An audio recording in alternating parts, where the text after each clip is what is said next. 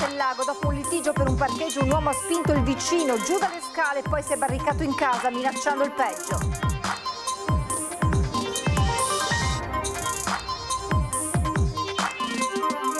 Ennesima rissa in via Palazzo, lanciati tavoli e sedie, spuntata anche una spranga, preoccupazione e sconforto da parte dei titolari degli altri locali della via. In 2 anni la piazza ha cambiato volto. Via la nuova stazione ferroviaria di Mestre, intervento da circa 100 milioni di euro destinato a trasformare il volto della città. 5 anni di lavori, inevitabili alcuni disagi per i viaggiatori. Alberto Stefani difende Papa Leone dopo gli attacchi di Trump. Non è questo il momento, dice, rilanciando sull'uso del gas russo e criticando l'Europa, si occupa della Biennale e non di pace. Caos Fenice, non si fermano le proteste dei comitati, manifestazione di Fenice Viva dentro e fuori al teatro, striscioni e cori che chiedono le dimissioni del sovrintendente Colabianchi. 1000 colori nei cieli di Jesolo, oltre 250.000 presenze nel fine settimana per la più grande manifestazione di aquiloni d'Italia, prime prove per la stagione balneare. Buonasera, ben ritrovati con le notizie da Venezia e provincia. Avete sentito i titoli, ma subito il sondaggio di quest'oggi su un tema che affronteremo anche nel corso proprio del telegiornale. Le parole di Trump nei confronti di Papa Leone, un debole sull'Iran. Trump attacca il Papa. Con chi stai? Se con Papa Leone, il numero 0422 1626 691. Se stati invece con Trump, il numero 0422 1626 690. La chiamata è gratuita, l'esito questa sera nel corso di Ring. E allora ripercorriamo la terribile serata di ieri a Martellago, ore di vero e proprio terrore. Dopo un litigio per un parcheggio, un uomo ha spinto il vicino giù dalle scale e poi si è barricato in casa minacciando il peggio. Non abbiamo niente da dichiarare. Nessuno vuole commentare tra gli inquilini del condominio in via Berna a Martellago all'indomani di una serata di paura vissuta a causa di un 50enne che, dopo aver aggredito un anziano spingendolo e facendolo cadere dalle scale, si è barricato in casa minacciando il peggio se qualcuno avesse provato a entrare per farlo desistere. Al citofono risponde la moglie dell'uomo che, cadendo dalle scale, ha sbattuto la testa perdendo i sensi prima di essere soccorso dall'ambulanza del SUEM e accompagnato all'ospedale per i controlli insieme alla donna. Non se la sente di dire nulla. Il litigio sarebbe scaturito a causa di un parcheggio che avrebbe mandato in escandescenza l'aggressore, già in evidente stato di alterazione psicofisica, portandolo a scagliarsi contro l'uomo. Sul posto sono giunte numerose pattuglie dei carabinieri con alcuni militari protetti dai giubbotti antiproiettili e squadre di mediatori rimaste per ore. Presente anche il sindaco Saccarola. Mi dispiace per il signore che è ricoverato in ospedale, però da notizie che ho è in via di guarigione, e per il signore che invece ha fatto questa azione, so che questa mattina ha raggiunto anche lui l'ospedale per essere curato la mano in quanto appunto con un pugno ha rotto il finestrino di una macchina. È una cosa che a Martellago non era mai successa, ci siamo preoccupati, tanto che devo ringraziare veramente di cuore le forze dell'ordine e i vigili del fuoco perché hanno fatto un'azione veramente importante, un'azione di mediazione soprattutto, e alla fine ha portato anche un risultato positivo perché si è risolto tutto quanto al miglior dei modi. In strada poi c'erano la madre dell'uomo, la sorella e altri familiari che inizialmente non riuscivano a comunicare con lui nemmeno telefonicamente perché non rispondeva. Solo dopo ore di pazienza con estenuanti trattative il 50enne ha ceduto uscendo spontaneamente dall'appartamento. All'alba i carabinieri sono tornati a controllare la situazione. Ora starà alla persona aggredita decidere se sporgere denuncia. Ennesima rissa del sabato sera in via Palazzo, lanciati tavoli e sedie, spunta anche una spranga, preoccupazione per l'incolumità dei clienti e sconforto da parte dei titolari degli altri locali della via. Ho sentito urla dalla parte in fondo verso il municipio e poi c'era una folla di gente, quindi non è che abbia visto chiaro, però ho notato 2 persone con un tavolo e le sedie, ho visto una sedia volare. In un secondo momento c'era davanti, sempre verso il municipio, un po' di gente, io ne ho visto anche uno che aveva un bastone, sì, questo. Stava prendendo l'ordine a un tavolino del plateatico del bar di cui è titolare quando dal nulla clienti e altri gestori della zona si sono trovati di fronte a una violenta rissa nel centro di via Palazzo. Non erano nemmeno le 23 quando un gruppo di ragazzi stranieri ha cominciato a litigare brandendo e lanciando tavoli e sedie. Poco dopo è arrivato qualcuno armato di spranga. Immediata la chiamata dei titolari e le forze dell'ordine arrivate sul posto tempestivamente. Allarmati abbiamo chiamato, abbiamo sentito, insomma, siamo sentiti anche il dovere di farlo anche nei confronti dei clienti che comunque erano qua da noi a bere, che hanno tutto il diritto di stare sicuri. C'è anche un rischio per l'incolumità delle persone, oltre che nostra, soprattutto dei clienti, ma anche di passanti. Abbiamo visto un cambiamento, prima era una via sempre frequentata molto, però tranquilla nel rispetto del vicinato e delle altre attività, degli altri esercenti. Da un paio d'anni a questa parte diciamo che ci sono stati svariati episodi di risse e frequentazioni un po' particolari. C'è preoccupazione ma anche sconforto da parte di alcuni gestori dei locali di via Palazzo che lamentano infatti da tempo una mala gestione dei clienti, attività che svolgono il proprio lavoro ma che attirano un certo tipo di clientela che, lo dimostrano infatti spesso, sfocia in tensioni, risse e aggressioni appena a 2 passi dal municipio. Entra nella fase operativa il progetto per la nuova stazione ferroviaria di Mestre, un intervento da circa 100 milioni di euro destinato a trasformare radicalmente uno degli snodi ferroviari più trafficati d'Italia. Trasformerà non soltanto la stazione, il servizio, l'accessibilità ferroviaria, ma anche tutto il contesto, fungendo quindi sia da potenziamento trasportistico sia da ricucitura urbana tra le 2 parti della città. Un progetto da quasi 100 milioni di euro destinato a cambiare completamente il volto della stazione di Mestre, ma anche del territorio limitrofo, quello della nuova stazione. 5 anni di lavori, per i primi 3 sarà attiva una stazione provvisoria. L'attuale fabbricato verrà infatti quasi interamente demolito per fare spazio alla nuova struttura più moderna e funzionale.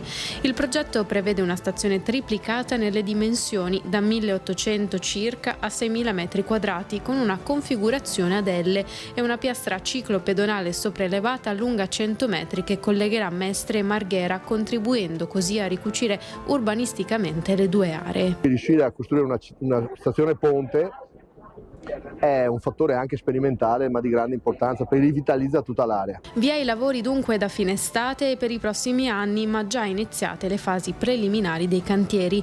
Inevitabili disagi e le corse al traffico, anche se saranno il più possibile contenuti con la realizzazione di servizi provvisori. Per il primo periodo infatti sulla parte di struttura che non verrà demolita confluiranno tutti i servizi di cui gode attualmente l'area. Inizieremo entro l'anno, diciamo dopo l'estate, inizieremo i lavori sostanziali. È un giorno importante perché oggi Ferrovie dello Stato dà la tempistica e si comincia a realizzare il lavoro. Quanto tempo ci vorrà? Non lo so, ci sarà il prossimo sindaco che seguirà i lavori e andrà a rompere le scatole al posto mio.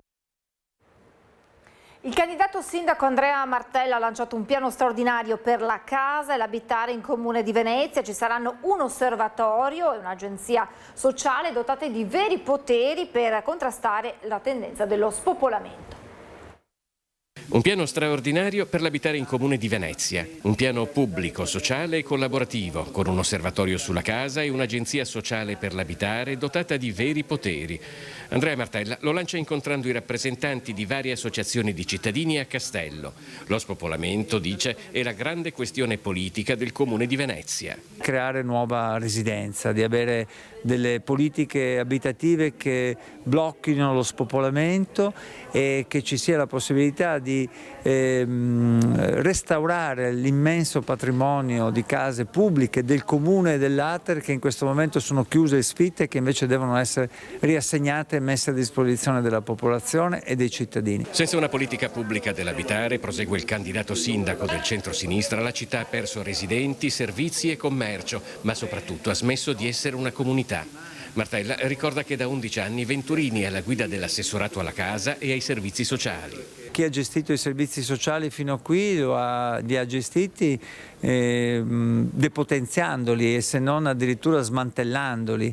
ed è un fatto molto negativo perché sono venuti meno i servizi alle persone più fragili, a quelle più povere, ai disabili, agli anziani. Nella politica dell'ultimo decennio del Comune di Venezia, attacca Martella, la casa è diventata una merce da spremere fino all'ultimo euro e gli affitti brevi hanno divorato la residenza stabile. E la visione della città è stata una visione che ha puntato ad estrarre, non a restituire, a puntare tutto sul turismo, non a puntare su migliori servizi di trasporto, abitativi, educativi e sociali. Chi invece ha mantenuta viva la città, conclude Martella, è il volontariato delle tante associazioni di residenti che si trovano sul territorio comunale. È veramente una realtà, quella che ho incontrato qui questa mattina a Castello, importantissima, che merita un grande rispetto, che merita una grande attenzione. Spazi pubblici, sostegni, possibilità di essere coinvolti nelle decisioni che riguardano la città.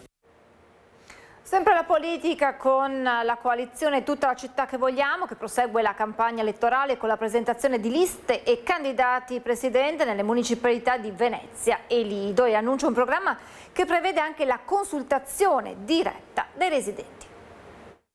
Le municipalità rappresentano un luogo di democrazia sottratta da questa amministrazione che ne ha fatto sostanzialmente, le ha ridotte al nulla. Un referendum di municipalità sono consultivi perché non sono ancora previsti nel regolamento comunale, però se in una municipalità poniamo 3.000 persone votano e di queste 2.500 se dicono che quella cosa va fatta così, bisogna tenerne conto. Non solo restituire alle 6 municipalità del Comune di Venezia i poteri di cui sono state spogliate in questi 10 anni, ma anche aumentarne i processi democratici interni, persino in determinati casi attraverso referendum consultivi tra i residenti. Accanto a quella sindaco di Giovanni Andrea Martini, la coalizione composta da Tutta la città insieme, Ambiente Bene Comune e Venezia Pace Lavoro presenta liste e candidati al momento per 3 municipalità, a partire da Lido Pellestrina, dove denunciano come non sia stata concessa una sala pubblica per commemorare Sandro Gallo, insegnante partigiano, eroe della Resistenza. È una cosa gravissima che riteniamo però rispecchi lo spirito antidemocratico di questa giunta e del candidato sindaco Venturini, e quindi a questo ci opponiamo fortemente e abbiamo individuato un candidato che è Michele Ghezzo, che ha proprio le caratteristiche di antifascista e anche impegnato tantissimo nel territorio. Per quanto riguarda la municipalità di Venezia, noi abbiamo sempre sostenuto Giovanni Pellizzato, continuiamo a sostenerlo e quindi se non lo candiderà la Buona Stagione lo candideremo noi. Da tempo candidato per la presidenza della municipalità di Mestre Carpenedo invece Michele Boato. La sicurezza e il verde assieme diventano la comunità, cioè Mestre comunità, perché non bastano le macchine della polizia che passano, bisogna che i cittadini stessi prendano di nuovo possesso dei loro territori, e perciò solo in quella maniera si potrà bloccare gli spacciatori e bloccare i ladri. Il difficile quadro internazionale irrompe al Vinitaly con il presidente Alberto Stefani che ringrazia pubblicamente Papa Leone dopo gli attacchi di Trump. A Verona il presidente del Veneto rilancia sull'uso del gas russo e si prepara ad incontrare la premier Meloni, attesa a Verona domani. In un contesto come un conflitto internazionale in atto che rischia di durare a lungo, l'ultima cosa che è necessaria è attaccare il Papa, attaccare le istituzioni che da sempre rappresentano un simbolo di pace. L'appoggio del governatore del Veneto Alberto Stefani a Papa Leone è incondizionato nelle ore in cui si registra uno strappo senza precedenti tra Stati Uniti e Vaticano, con il presidente Donald Trump che ha sparato a zero contro il pontefice, definendolo tra le altre cose debole e pessimo in politica estera. Grazie Papa Leone, aveva scritto lo stesso Stefani di prima mattina sui suoi social, postando la foto scattata la settimana scorsa a Roma con il Santo Padre che si era impegnato a visitare il Veneto. La levata di scudi passa così anche per il Vinitaly, dove la parola pace ricorre tra gli stand. Make wine, not war. Fate il vino, non fate la guerra, lo slogan di Coldiretti, e questo in attesa dell'arrivo della premier Giorgia Meloni, chiamata con il suo esecutivo a far fronte alle ripercussioni della guerra. Dobbiamo anche trovare delle soluzioni per garantire sostegno a imprese e famiglie, lo dobbiamo fare così come abbiamo già fatto col bilancio regionale, mettendo a disposizione dei fondi. Misure concrete di sostegno, ma non solo. Per Stefani occorre rivedere la strategia energetica del Paese e dell'Europa, superando quello che allo stato attuale è un tabù. Noi dobbiamo garantire una diversificazione delle risorse energetiche, dobbiamo cominciare a riconsiderare anche l'apertura al gas russo. Vediamo che l'Europa, invece di preoccuparsi di tutto questo, si preoccupa del padiglione russo alla Biennale di Venezia. Penso che l'Europa debba svolgere ben altro ruolo in questo contesto. Europa che in queste ore sta guardando all'Ungheria, che ha voltato pagina ponendo fine all'era sovranista di Viktor Orban, alleato e amico sia di Meloni che di Matteo Salvini. Meloniani e leghisti accusano il colpo, ma per Stefani non si cambia approccio. Gli ungheresi si sono espressi e la volontà popolare non si discute mai. Detto questo, non cambia la visione d'Europa che questo movimento ha, che deve essere rivista. E non possiamo pensare che il futuro dell'Europa sia l'Europa del Green Deal, sia l'Europa delle case green che hanno messo sul lastrico intere filiere economiche. Noi pensiamo che l'Europa sia quella dei territori, delle regioni, di una politica estera forte. Fenice non si fermano le proteste dei comitati, striscioni e cori che chiedono le dimissioni del sovrintendente Colabianchi alla prima di ieri.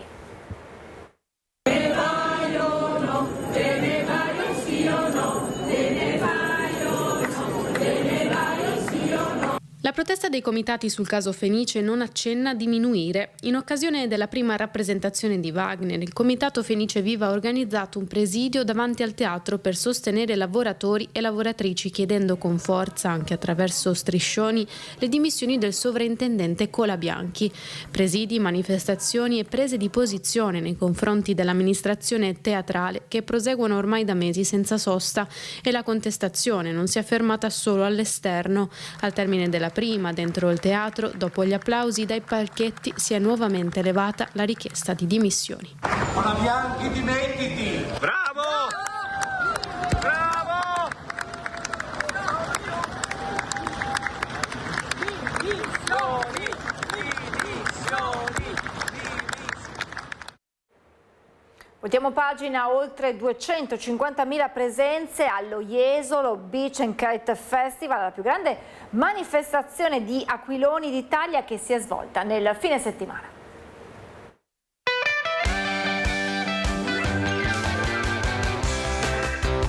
1000 colori hanno tempestato il cielo di Jesolo nel fine settimana, con centinaia di persone sulla spiaggia in un tratto di 2 chilometri tra Piazzetta Casabianca e Piazza Manzoni ad ammirare gli aquiloni che volavano. Oltre 250.000 presenze per lo Jesolo Beach and Kite Festival, la più grande manifestazione di aquiloni d'Italia e tra le più grandi d'Europa, giunta alla 5ª edizione.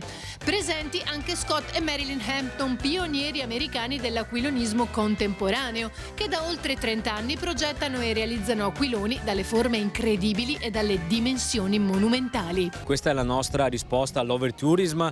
Noi riteniamo che la crescita di Jesolo debba concentrarsi soprattutto nei mesi non estivi, e quindi abbiamo creato un sistema che attraverso le manifestazioni, attraverso i servizi, attraverso la cultura come il J-Museo, attraverso il territorio, riesce a generare attrattività per Jesolo soprattutto nei mesi non estivi, e aprile, che fino a qualche anno fa era un mese sicuramente interessante ma non a questi livelli, sta diventando ad esempio un mese a tutti gli effetti di alta stagione. Questa è la strada, la vera strada che Jesolo dovrà percorrere nei prossimi anni, quindi creare un'offerta turistica ricettiva 12 mesi l'anno. È una strategia giusta, corretta e anche, come posso dire, anche calcolata, insomma, e che si sposti così c'è la possibilità appunto di avere la stagionalità più lunga, da fine marzo fino a ottobre, con gli eventi, i grossi eventi che appunto arrivano all'inizio e alla coda della stagione. Cuore pulsante dello show arena centrale per le esibizioni degli aquiloni acrobatici con i migliori piloti al mondo nelle varie discipline.